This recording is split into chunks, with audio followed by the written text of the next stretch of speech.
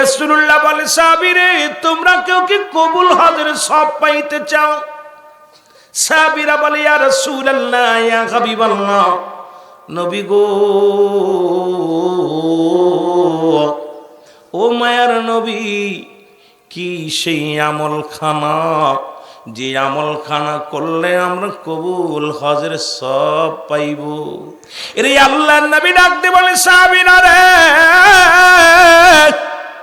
তোদের যাদের পৃথিবীর মধ্যে বাবা মা জিন্দা আছে রে, যাদের আব্বা মা দুনিয়ার মধ্যে জিন্দা আছে, বাড়ি যায় সালাম দিবি আসসালামু আলাইকুম মা, আসসালামু আলাইকুম বাবা, সঙ্গে সঙ্গে তার আমল নামায় একটা কবুল হজের সব লেখা হয়ে যাবে। জোরে জোরে চিল্লায় বলেন মারহাবা।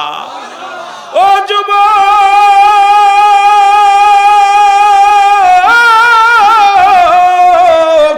আরে কে জন্য এত বড় নিয়ামত হারিয়ে ফেলেছি রে, কে জন্য এত বড় রহমত হারিয়ে ফেলেছি? রাসূলুল্লাহ বলেন সাহাবীরা রে, যাদের বাড়িতে আব্বা মা জিন্দা, আজকে আলাউদ্দিনের বাবা নাই, এইরকম অনেকেই বাবা হারায় ফেলেছে, মা হারায় ফেলেছে। অনেক এখানে দাড়ি পাকা বাজানেরা আছেন, অনেকের দুঃখিনী মা নাই, বাবা নাই। আল্লাহ আমাদের আব্বা মার তুমি জান্নাত নসিব করো। জোরে জোরে চিল্লায়া বলা যাবে না মারহাবা। সাহাবীরা বলে ইয়া রাসূলুল্লাহ ইয়া হাবিবাল্লাহ, এই আমলটা যদি একাধিকবার করি, রাসূল বললেন যতবার বাড়িতে যাবা, যতবার তোমার মা তোমার বাবারে সালাম দিবা, আসসালামু আলাইকুম মা, আসসালামু আলাইকুম বাবা, তোমার আমলনামায় একটা করে কবুল হজের সব লেখা হয়ে যাবে। যতবার আমল করবে ততবার একটা করে নেকি হবে। আজকে অনেকের মা নাই, অনেকের বাবা নাই। আমার বাবারা আমার রাসূলের সাহাবীরা চোখের পানি ছেড়ে কান্দে। রাসূল বলে সাহাবীরা রে তোমরা কেন কান্দো? নবীজি বলে সাহাবীরা তোদের চোখে কেন পানি? আমার নবী ডাক দিয়ে বলা পর সাহাবীরা বলে নবী গো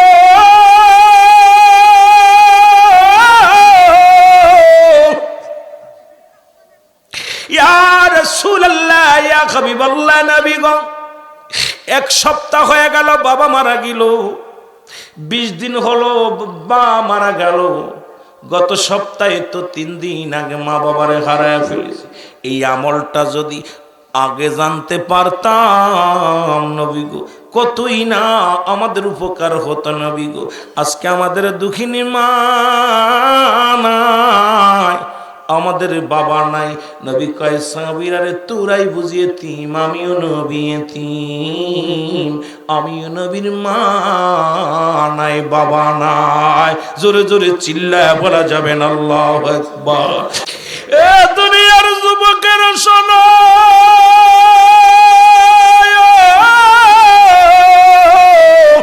সাহাবীদের ভিতরে প্রতিযোগিতা ছিল কে কত আমল করতে পারে, কে কার চাইতে বেশি আমলের প্রতিযোগিতা ছিল। আর আমাদের মধ্যে কে কত সম্পদ করতে পারে, কে কয়টা বাড়ি করতে পারে, কে কত টাকার মালিক হতে পারে। এ মুসলমান সব ভিন্ন। সাহাবীরা প্রতিযোগিতায় লিপ্ত হয়ে যেত আমল নিয়ে। তাদের বাড়াবাড়ি ছিল কে কত রাকাত নামাজ পড়বে, কে কতটা কোরআন তেলাওয়াত করবে, কে কত সূরা কিরাত পড়বে, কে কত আমল করতে পারবে, এই প্রতিযোগিতায় তাদের মধ্যে ছিল। আমার আল্লাহ রাব্বুল আলামিন ডাক দে বলে হাবিব, আমার হাবিবের চোখে পানি। আরে ডাক দে বলে জিবরিল তাড়াতাড়ি যাও গো, আরে আমার নবীর চোখে পানি। রাসূল আমারও কাঁদছে, আমার নবীজিও কাঁদছে, সাহাবীরাও কাঁদছে। ওদের বলে দাও যাদের আব্বা মা দুনিয়ার মধ্যে জিন্দা নেই, তারা যেন এমনি ভাবে দোয়া করে আমার কাছে সবাই পড়েন রব্বির হামহুমা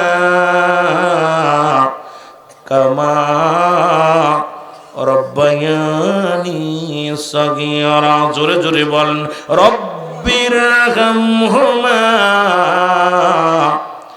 কামা রব্বায়ানি রব্বায়ানি সগীরা। জোরে জোরে চিল্লায়া বলা যাবে না মারহাবা। রাসূল ডাক দিয়ে বলে, সাহাবীরা রে, তোদের যাদের মা নাই, তোদের যাদের বাবা নাই, রব্বে কারীম দোয়া শিখায়া দিছে, শোনো গো। যাদের মা নাই, যাদের বাবা নাই, তোমরা তোমার মায়ের পাশে দাঁড়াইয়া, ওই কবরের পাশে দাঁড়াইয়া দু চোখের পানি ছেড়ে ডাক দিয়ে বলে, আমার রব, এ আমার প্রতিপালক, এ আমার আল্লাহ, আমার পিতা মাতার সগীরা গুনাহ মাফ করে দাও, কবিরা গুনাহ মাফ করে দাও, জানা গুনাহ মাফ করে দাও, জানা গুনাহগুলো মাফ করে দাও। রব্বে কারীম, আব্বা মা যারা দুনিয়া থেকে আমাদেরকে লালন পালন করেছে, আল্লাহ তুমি তাদের রহমতের কোলে তুলে নাও। আমার সাথে পড়েন, রব্বির রহমহুমা কামা রব্বায়ানি সগীরা। পিতা মাতার হক হলো 14টা। কয়টা? 1 নাম্বার হলো পিতা মাতার প্রতি শ্রদ্ধাশীল হওয়া লাগবে। যাদের আব্বা মা বেঁচে আছে শুনে রাখো, আজকে অধিকাংশ সন্তানের কারণে বাবা লাঞ্ছিত হয়, মা বাবা অপমানিত হয়, বাবার মাথা নত হয়ে যায়। বদমাইশ সন্তান, এরে মারে, ওরে ধরে, ওরে গাঁজা খায়, মদ খায়। বাবা লজ্জায় মাথা উঁচু করে দাঁড়াইতে পারে না। মসজিদে যায়, পিছনের কাতারে নামাজ পড়ে চলে আসে। বাজারে যায়, মুখটা ঢেকে বাজার করে চলে আসে। কারণ ওই অপদার্থ সন্তানের কারণে বাবা মা শান্তি নাই মনে। ডাক দে, গভীর রাত্রে ডাক দে, বলে, রব্বে কারীম, তুমি আমারে নিয়ে যাও। হয় ওকে নিয়ে যাও, না আমারে নিয়ে যাও। ওই সন্তানের কারণে আমি বেজ্জতি হয়। ও যুবক, তোর নামাজ, তোর হজ, তোর যাকাত সব বরবাদ হয়ে যাবে। এই দুনিয়ার ইবাদত বন্দেগী সব বরবাদ হয়ে যাবে। এই জন্য আমি বলছি, 1 নাম্বার হলো তাদের প্রতি শ্রদ্ধাশীল হওয়া লাগবে।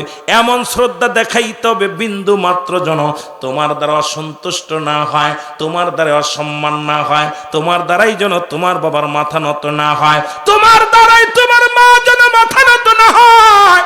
গৌরব করে যেন আমার ছেলে ইমানদার, আমার ছেলে নামাজি, আমার ছেলে আল্লাহওয়ালা, আমার ছেলে সুদখোর ঘুষখোর নয়, আমার ছেলে একজন ইমানদার খাঁটি বান্দা। জোরে জোরে চিল্লায় বলা যাবে না মারহাবা।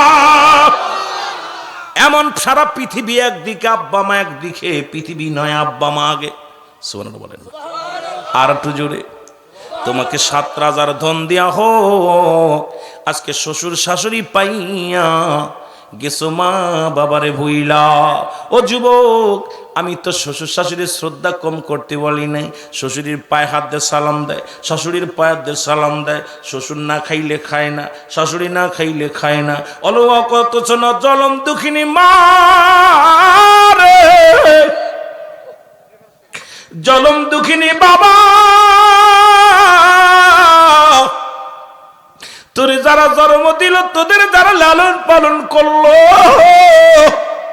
সেই মার প্রতি অযত্ন, সেই মাকে যা সম্মান করিস না, তাকে অসম্মান করে কথা বলিস, মার সঙ্গে দুর্ব্যবহার করিস, বাবার সঙ্গে দুর্ব্যবহার করিস, আল্লাহর কসম করে বলি, আল্লাহর আদালতে জবাব দিতে পারবি না। জোরে বলেন ঠিক কিনা? মনে প্রাণে তাদের ভালোবাসতে হবে। জোরে বলেন মারহাবা। মন প্রাণ দিয়ে ভালোবাসতে হবে, লিপসন ভালোবাসা না। মুখে মুখে কয় মারে ভালোবাসি, বাবারে ভালোবাসি, কর্মে বৃক্ষ তোমার নাম কি ফলে পরিচয়। অনেক সন্তান দেখবেন বাবা মা না খাইলে খায় না, অনেক সন্তান বাবা মা না ঘুমাইলে বিছনায় পিঠ লাগায় না। আবার অনেক সন্তান আছে আব্বা মা কোন হালাতে আছে খবর নেয় না। আমার নবী বলছে, আল্লাহর বিধান যারা দিছে গো, তোমার আব্বা মার মনে প্রাণে ভালোবাসতে হবে। ওরে সারা পৃথিবী একদিকে, বিবি বাচ্চা একদিকে রে। ওরে সন্তান শুনে না, শোনো গো, তোমার বাচ্চাটা না খাইলে যেমন তুমি কোলে করে খাওয়ায় বেড়াও বাড়ি বাড়ি নিয়া, আরে বাবা শোন, এখন বুঝি আমার বাচ্চা যখন খানা খায় না, আমার বিবি কোলে করে নিয়ে একবার ও দেখায়, একবার ও দেখায়, মোবাইল দেখায়, খাওয়া গায়, কত খেলনা দেখায়, খাওয়ায়। আমারে তো আমার মা এরকম করেছে, আমারও তো আমার আব্বা এরকম করেছে। আজকে সেই মারে বুঝি না, বাবারে চিনি না রে যুবক। যুবক তোদের বলে যায়, রাসূল বলছে 2 নাম্বার হলো তোমার মা বাবাকে মনে প্রাণে ভালোবাসতে হবে। এমন ভালোবাসবারে যুবক, পৃথিবী সারা পৃথিবী একদিকে, তোমার মা তোমার বাবা একদিকে। পৃথিবীর মা বাবার সঙ্গে ভালোবাসার কোনো তুলনা হয় না। জোরে বলেন ঠিক কি না? এরে তোমার বিবি ভালোবাসে তোমার অর্থের, ছেলে ভালোবাসে অর্থের জন্যে, মেয়ে ভালোবাসে অর্থের জন্যে, ভাই ভালোবাসে অর্থের জন্যে, বোন ভালোবাসে অর্থের জন্যে। জনম দুঃখিনী মা বাবা অর্থের জন্য ভালোবাসে না। জনম দুঃখিনী মা বাবা তোরে ভালোবাসে অন্তর থেকে, হৃদয় থেকে। কারণ কলিজা সেরা ধন মানিক তুই। জোরে বলেন ঠিক কি না? বিবিরে যদি খুশি করতে হয় টাকা লাগে, ভালোবাসা দেওয়া লাগে। সন্তানের খুশি করতে হলে টাকা পয়সা, নতুন কাপড় চোপড় দেওয়া লাগে। মাকে কাপড় দেওয়া লাগে না, মাকে সম্পদ দেওয়া লাগে না। মাকে যা একটা ডাক দিবি মা, মার কলিজা ভরে যাবে।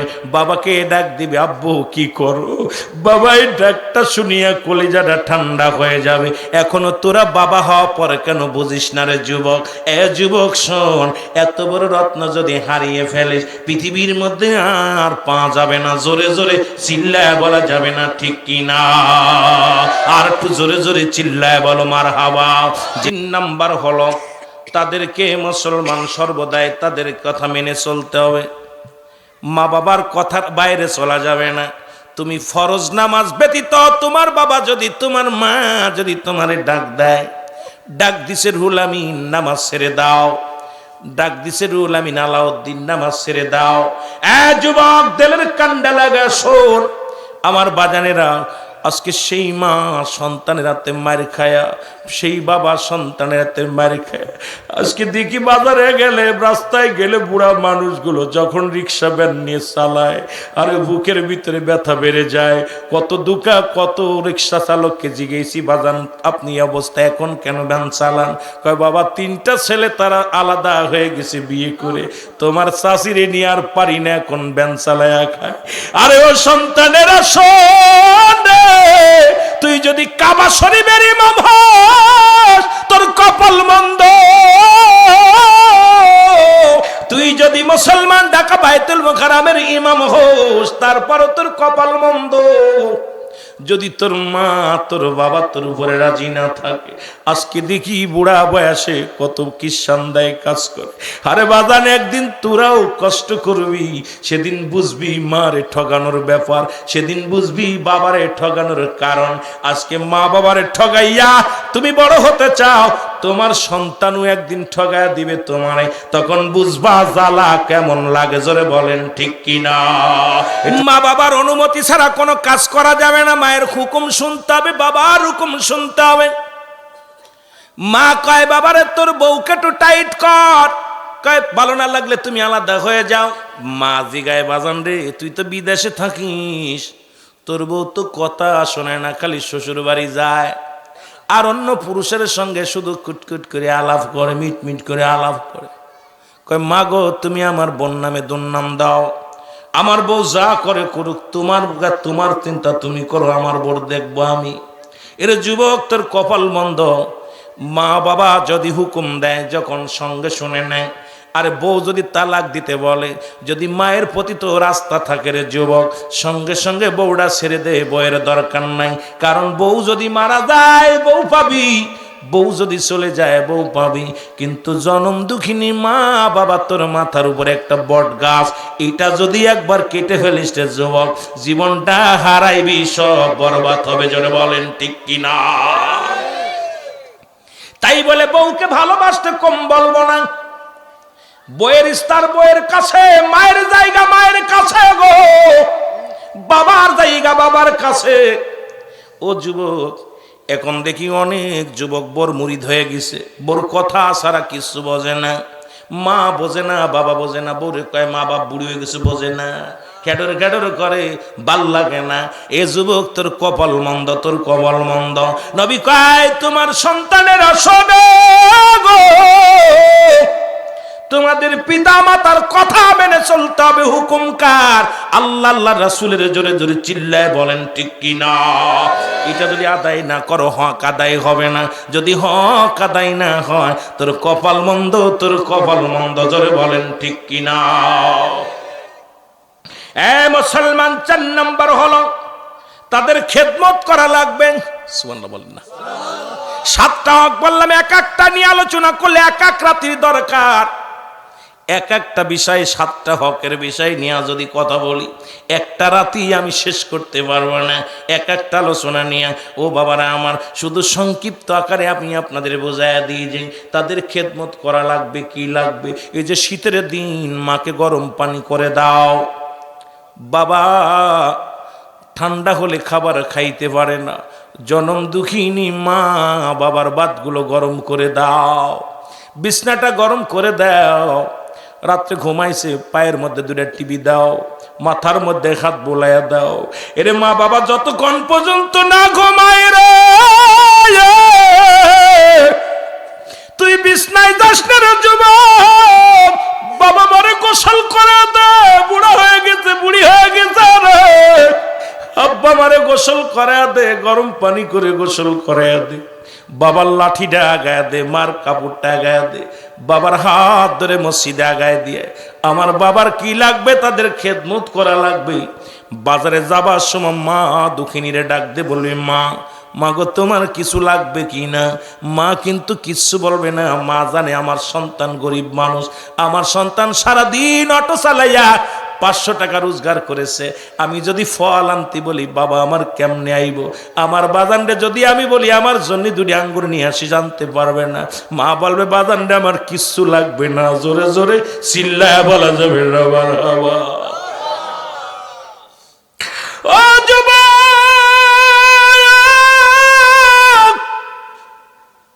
এরে মা বাবার এমন খেদমত করবি রে, ওই মা যেন ও শব্দ না করতে পারে গো, বাবাই যেন ও শব্দ না করতে পারে রে। এমন মা বাবার খেদমত করা লাগবে গো। কি খেদমত করলে মা খুশি হয়, বাবা খুশি হয়? আপনি যে খেদমতটা করলে বাবাই খুশি হয়, যে খেদমতটা করলে মায়ে খুশি হয়, এই খেদমতগুলো আপনার আমার করা লাগবে। আর মা বাবা যখন খুশি হয়ে যাবে, আমার আল্লাহ খুশি হয়ে যাবে। জোরে বলেন মারহাবা। মা বাবা তোর অতি আপন, তাদেরকে কর যতন। মা বাবা তোর অতি আপন, এর মার কলিজায় দুঃখ দিলে আল্লাহ সহে না। বলো বাবার মনে কষ্ট দিলে আল্লাহ নবীজির দয়া তারা পাবি না। বাইরে আল্লাহ নবীজির দয়া। মা বাবার কথা মতো যে জন চলে না, বলো মা বাবার কথা মতো আল্লাহ নবীজির দয়া তারা পাবি না। বাইরে আল্লাহ নবীজির দয়া। এ যুবক দিলের কান্ডা লাগা শোনো গো, মা বাবার খেদমত গুলো 5 ওয়াক্ত নামাজের সময় তুমি পানি ডাগায় দাও, ওযু করায় দাও, কাপড়গুলো ধুয়ে দাও। ও বাজান, মা বাবা বুড়া হই নাই, জোয়ান আছে। তার বড় বাবা কাজ করতে গেছে মাঠে, দৌড়ায়া শরীক হয়ে যাও।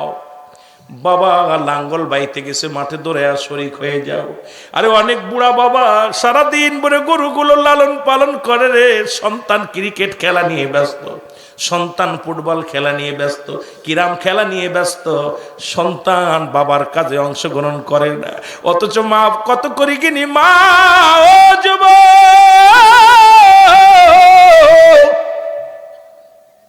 তোর বোন নাই, তোর মা রান্না করতে বসেছে, মাকে 2টা পিস চুলে সাহায্য কর। এটাও একটা খেদমত। মা মরিচ বাটিয়া সাহায্য কর। দেখা যায় মা রান্না করে আর মেয়েগুলো উন্না গায়না দিয়ে রাস্তা দিয়ে ঘোরাফেরা করে। আমার যুবকেরা বাবা মাঠে কাজ করে, গরুর ঘাস কাটে, খের কাটে, আর যুবক সাদা কাপড় লাগাইয়া জুতা পাই দিয়ে রাস্তা দিয়ে ঘরে। যুবকেরা শুনে রাখ, এরে মা বাবা খুশি যদি করতে হয়, রাসূল বলছে মা বাবার খেদমত গুলো করা লাগবে, প্রতিটা কাজের মধ্যে অংশগ্রহণ করবি যাতে মা খুশি হয়ে যেমনি বলবে বাজান রে তুই যা বিকেলে খেলা করি আয়, বলা লাগবে না। ওরে যদি তোর বাবা পাঠিয়ে দেয় বাবা যাও খেলা করতে যাও, মেয়েকে বলে মারে তুই ঘুরে বেড়া আমি রান্না করি, এটার মধ্যে দোয়া আর দোয়া। জোরে বলেন ঠিক কিনা? তাদের প্রয়োজনীয়তা পূরণ করা লাগবে। ওই যে আগে বললাম, একটু আগে বলেছি তাদের প্রয়োজন কি। বাবারে তুমি বোঝো, কারণ তোমার এখন শীতের সময় কি প্রয়োজন সবাই জানো, চাদর দরকার, মাফলার দরকার, কি দরকার, মোজার দরকার, মাফলাটের দরকার। এখন তাদের প্রয়োজনীয়তা কি, দুপুরের সময় তোমার খাওয়া লাগে।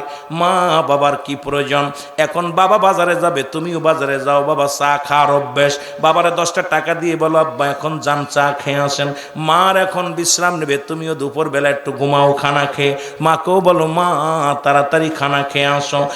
যুবক শোনো, কারণ তাদের প্রয়োজনীয়তা পুরা করা লাগবে। কি কি লাগবে তোমার হিসাব করে মিলাইতে হবে। আমার মার কি প্রয়োজন, বাবার কি প্রয়োজন যেন বলা না লাগে, কারণ মা যেন ডেকে না বলে বাবা আমার এটার দরকার, মা আমার এটার দরকার না রে বাজান না। কি কি প্রয়োজন এটা তুমি নিজ থেকে গরজ করে যখন সেই প্রয়োজনীয়তা পুরা করবা, আমার নবীজিও খুশি হয়ে যাবে, মায়ের খেদমতে আল্লাহ রাসূলও খুশি হয়ে যাবে, আল্লাহ খুশি হয়ে যাবে, তোমার কপাল খুলে যাবে। জোরে জোরে চিল্লায় বলেন ঠিক কিনা? তাদেরকে সবসময় সুখে শান্তিতে রাখতে হবে। জোরে বলেন মারহাবা। 6 নাম্বার হলো সদা সর্বদাই তাদের সুখে শান্তিতে রাখার চেষ্টা করতে হবে। কারণ আপনি গরিব মানুষ জানেন, ওই যে বললাম সুখ কেমনে হয়, শান্তি কেমনে হয়। শান্তি কেন হয় মুসলমান শোনেন, গণ শান্তি, সুখে শান্তি কি করলে বাবা সুখ পাবে, কি করলে শান্তি পাবে আপনি ভালো জানেন, আমার চাইতে আপনি ভালো জানেন। আমার আব্বা মা কি করলে আমার উপরে শান্তি খুশি হবে, কি শান্তি হবে, সুখ পাবে, এটা আপনিও জানেন আমিও জানি। এই জন্যে আপনাকে বলতে চাই যুবক শুনে নাও, পিতা মাতাকে সুখে শান্তিতে রাখার চেষ্টা করতে হবে।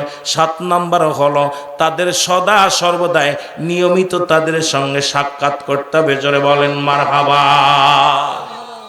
ও যুবক, তুমি সকালবেলা কিছু রাজমিস্ত্রির কাজে গো, সকালবেলা কিছু পরের কিষান দিতে, পরের খেতে ভ্যান নিয়ে, রিক্সা নিয়ে, অটো নিয়ে বাইর হয়েছে, সন্ধ্যার সময় বাড়ি আসলা, আগে যায় আমারে সালাম দাও, আসসালামু আলাইকুম মা, বাবারে সালাম দাও, আসসালামু আলাইকুম বাবা, সাক্ষাৎ হয়ে গেল। এখন তুমি বিদেশে আসো, বললগে আড্ডা মারো, সারা দিন ভরে ফোনে কথা কও, ঘন্টার পর ঘন্টা বললগে ফিরিত করো, ছেলের লগে ফিরিত করো, মেয়ের লগে ফিরিত করো। জনম দুঃখিনী মা দূর থেকে দাঁড়ায়া দাঁড়ায়া দেখে আর কয় সন্তান তোরে পেটে রাখছিলাম রে, একবারও কি তোর মার কত মনে পড়ে নাই, একবারও কি তোর বাবার কত মনে পড়ে নাই। বিদেশ থেকে যখন কলটা দিবা বউয়ের ফোনে, আগে বলবো ও সকিনা, জরিনা, বিউটি, সুইটি, আমার মা কই রে, আমার বাবা কই, আগে আমার মার কাছে দে, মাকে সালাম দিবা, আসসালামু আলাইকুম মা। এবার মার সঙ্গে প্রয়োজনীয়তা কথা শেষ, বলে আমার আব্বারে দাও, আব্বার সঙ্গে প্রয়োজনীয়তা শেষ। এবার বিউটির লগে সারাদিন পরে ডেটিং মারেন, দোষ নাই। তাদের জন্য মাগফিরাত কামনা করা। জোরে বলেন মারহাবা। আল্লাহর কাছে সাহায্য চাওয়া, আল্লাহর কাছে প্রার্থনা করা, রব্বি কারীম, ও রব্বি কারীম গো, আমার আব্বা মা দুনিয়া থেকে চলে গেছে, তাদের জন্যে আল্লাহর দরবারে মাগফিরাত কামনা করা। আল্লাহ আজকে যেমন আলাউদ্দিন তার মা বাবার জন্যে, চাচার জন্যে, দাদার জন্য, এলাকার মানুষগুলো দুপুরবেলা এক খতম মিলাদ শরীফের মাধ্যমে আপনাদেরকে মেহমানদারি করাইছে, শুধু একটা মাত্র আশা, আমার মার জন্য হায়াতের মধ্যে আল্লাহ দান করে।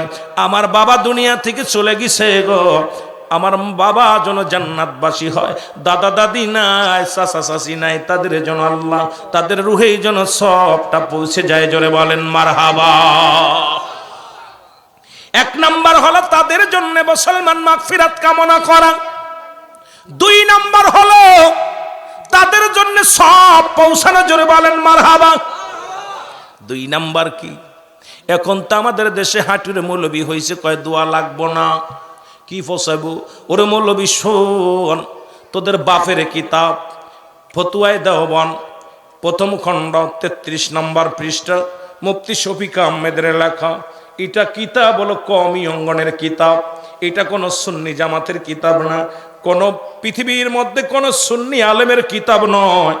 এটা হলো দেওবান মাদ্রাসার বড় কিতাব, বড় মুহাদ্দিস মুফতি শফিক আহমেদের লেখা ফতুয়ায়ে দেওবান প্রথম খণ্ডের মধ্যে 33 নম্বর পৃষ্ঠার মধ্যে বয়ান করেন 5 ওয়াক্ত নামাজ পড়ে দোয়া করে, 5 ওয়াক্ত নামাজ জিয়ারত করে সর্বহালাতে আল্লাহর দরবারে 2টি হাত উঠাই দোয়া করা উত্তম মুস্তাহাব। জোরে জোরে চিল্লায় বলেন মারহাবা।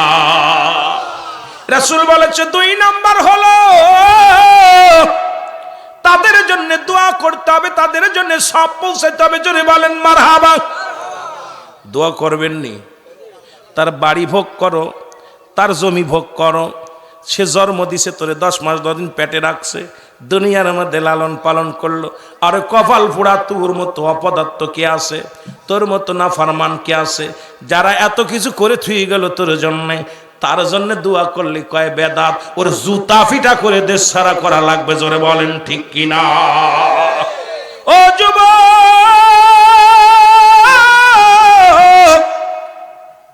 2 নাম্বার হলো তাদের জন্য সব পৌঁছাইতে হবে। 3 নাম্বার হলো মুসলমান তাদের সাথী সঙ্গী যারা আছে, আত্মীয় স্বজন যারা আছে, তাদেরকে সম্মান করতে হবে। আব্বা মায়ের আত্মীয় স্বজন যারা আছে, এখন এই জিনিসটা কিন্তু আমাদের সমাজ থেকে উঠে গেছে। বাবার আত্মীয় আসলে ছেলেরা চেনে না, মার আত্মীয় আসলে চেনে না, ঘরে দরজায় খোলে না, বৌমার দরজা খোলে না, বউর শিখিয়ে দেয়া যায় মার আত্মীয় আসবে খবরদার খাবি না, মার আত্মীয় আসবে, বাবার আত্মীয় আসবে, ও সব ওই কোথার আত্মীয় গুলো টানা যাবে না। অথচ রাসূল বলছে তোমার মা বাবার হক আদায় হবে তখন, তোমার মায়ের আত্মীয় তোমার বাবার আত্মীয় যখন আসবে তাদের সম্মান করতে হবে, তাদের খোঁজ খবর নিতে হবে, তখন তোমার মা বাবার হক আদায় হয়ে যাবে। এখন দেখবেন দাদার মায়ের কুলের আত্মীয় স্বজন, বাবার কুলের আত্মীয় স্বজন আসলে আমরা তাদের চিনতেই চাই না। জোরে বলেন ঠিক কিনা? রাসূল বলছে 3 নাম্বার হলো তোমার মা বাবার আত্মীয় স্বজন যারা আছে তাদেরকে সম্মান করতে হবে, তাদের খোঁজ খবর নিতে হবে, তাহলে তোমার মা কবরে শান্তি পাবে, তোমার বাবা কবরে শান্তি পাবে। এগুলো আদায় করার দরকার আছে কিনা? আরো জোরে জোরে চিল্লায় বলেন আছে কিনা? নবী প্রেম সুধা পান কর সবে মনবে, দনা যত না জুরাইবে। 4 নাম্বার হলো তোমার মা বাবা যারা আছে, সাথী সঙ্গী যারা আত্মীয় স্বজন আছে, তাদেরকে সাহায্য করতে হবে। মা বাবার আত্মীয় স্বজন যারা আছে তাদের আপনি টাকা আছে, যেমন আমাদের ফারুক রেদি উদাহরণ দি, বিদেশে থাকে, ওর মার কুলে বাবার কুলের আত্মীয় অনেক গরিব আছে, বাড়ি আসিয়া একটা লুঙ্গি কিনে দাও, একটা গামছা কিনে দাও, দেখলে খাবার নাই একবেলা একটা ভালো একটা খাবার খাওয়াও। মা বাবার হক যদি আদায় করতে হয় বুঝায় দিয়ে যায়। ও যুবক ভাইয়েরা শুনে নাও, কারণ আত্মীয় স্বজনের সাহায্য সহযোগিতা করতে হবে। এমনও মার কুলে কিছু আত্মীয় আছে যারা অসহায়, মাসে একবার বছরে একবার গোস্ত খাইতে পারে না, এমনও ভালো একটা কাপড় কিনতে পারে না। তুমি 5 তলা 10 তলার বাড়ি করেছো, এদের হবে কি রে বাবা? ওই মা বাবার আত্মীয় স্বজনদের সাহায্য করবেন, ডাক দিয়ে নিজে গোপনে যায় বাড়িতে যায় বলবেন আমার ও চাচা যান বা ভাই যান যাই হোক না কেন, এই লন 500 টাকা নেন বাজার করে খাবেন, এই নেন 1000 টাকা নেন যে বাজার করে খাবেন। যুবক আল্লাহ তোমার সম্পদ দিছে, আর ওই ব্যক্তি যখন বলবে আরে আমার অমুকের ছেলে, আরে আমার অমুকের মেয়ে, বলার সঙ্গে সঙ্গে তোর মা বাবা সদকায়ে জারিয়ার মতো সব কবরে শুয়া শুয়া পাবে। জোরে বলেন মারহাবা। আরে আপনি ভালো না, সারা পৃথিবী অবস্থা খারাপ, সারা পৃথিবীর আপনারা শুনলে কষ্ট পাবেন। সম্পদের জন্য বাবাকে কেটে 17 বছর পরে বাবাকে পেয়েছে, বাবা হারিয়ে গিয়েছিল, রাতের অন্ধকারে কেটে ব্যাগে ভরে পানির মধ্যে ফেলে দিছে।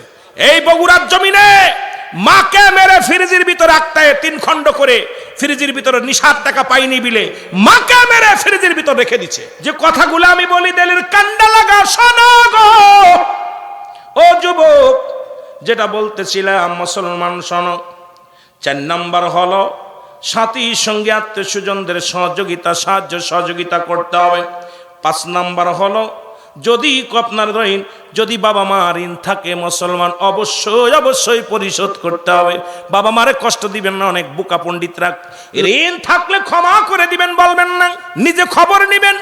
ওখানে তো বলছেন নিজে গোপনে খবর নিবেন। ইমাম সাহেবের সাথে আব্বার সম্পর্ক ভালো ছিল, আর দাও যাই বলবি ইমাম সাহেব হুজুর আব্বা তো নামাজ পড়তে আসতো আপনার পাশে, কোনোদিন কি আব্বা গল্প করছে কেউ আপনার বাবা আমার বাবার কাছে কেউ টাকা পাবি? অনেক সময় ইমাম সাহেবের কাছে বলে ইমাম সাহেব একটু দিনার মধ্যে আসি, অনেকের ঋণ করেছি একটু দোয়া করেন। অনেক সময় ইমাম সাহেবের কাছে বলে না, অনেক সময় বলে। সুতরাং আপনি ওকে খোঁজ করার জন্যে ইমামের আশ্রয় নিবেন, ওকে খোঁজ করার জন্য আপনার বাবার বন্ধু বান্ধবের সঙ্গে খোঁজ নিবেন। ওমার মা যদি ঋণী থাকে, মা কার সাথে সম্পর্ক ভালো ছিল, মা চলাফেরা মার কোন বান্ধবীর সঙ্গে ছিল, তাদের কাছে খোঁজ নিয়ে বলবেন আমার মা বাবা কি দিনে আসেনি, গোপনে তাদের শোধ করে দিবেন। এখন মানুষের সামনে আয়া বলেন আমার আব্বারে মাফ করে দিস। আল্লাহ কয় বান্দা শোনো গো, এই পৃথিবীর মধ্যে যা কিছু আছে রে সব কিছু আমি আল্লাহ চূর্ণ বিচ্ছিন্ন করে দিব। এই দুনিয়ার মাটিগুলো পুড়ে আমি তামা বানায়া দিব। এত ফাল কিসের রে, এত ফাল পারিস না, তোর গার বল দেখাস না, টাকার বড়াই দেখাস না। আল্লাহ কয় বান্দা এই জমিনটা আমি পুরা তামা বানায়া দিব, জমিনের মাটিগুলো পুড়ে তামা হয়ে যাবে, দুনিয়ার যত পানি আছে সব পানিগুলো পুড়ে ছাই হয়ে যাবে। যেদিন কিচ্ছু বলতে কিচ্ছু থাকবে না, সেদিন থাকবে শুধু আমার আল্লাহ। সুতরাং এত বাড়াবাড়ি করিস না, ফালাফালি করিস না, গায়ের বল দেখাস না, ক্ষমতার জোর দেখাস না। তোর মতো কত ক্ষমতার দান ব্যক্তি ছিল ফিরাউন নমরুদ, কারণ তাদের কেউ আমার আল্লাহ শেষ করে দিছে রে বান্দা। এখন কেন চিন্তা হয় না তোর বল ক্ষান্ত করে দিবে? জোরে বলেন ঠিক কিনা? এ আমার ভাইরা, আমার বন্ধুরা, আমার যে কথাগুলো বলি দিলের কান্ডা লাগা শোনো। 5 নম্বর তাদের ঋণ পরিশোধ করতে হবে। 6 নম্বর হলো শরিয়াত মোতাবেক তাদের ওসিয়াত পূরণ করা লাগবে।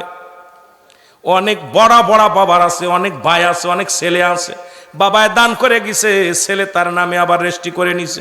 আমার জানা মতে, দেখা মতে, আমি নিজে দেখেছি, বলতে পারি না নাম, কারণ সত্য এখনকার এমন একটা জামানা আছে, মিথ্যা বলতো না আগের যুগের মানুষ পাপ হতো, আর এখন সত্য বলে না বিপদ হবে। বোঝেন নাই কথা? আগের মানুষ মিথ্যা বলতো না গুনাহ হবে, এখন সত্য বলে না বিপদ হবে। রাসূল বলে গেছেন তোমার মা বাবার শরিয়াত মোতাবেক যত ওসিয়াত করে গেছে ওসিয়াত গুলো পালন করতে হবে। একটা হলো নসিয়াত, একটা হলো ওসিয়াত।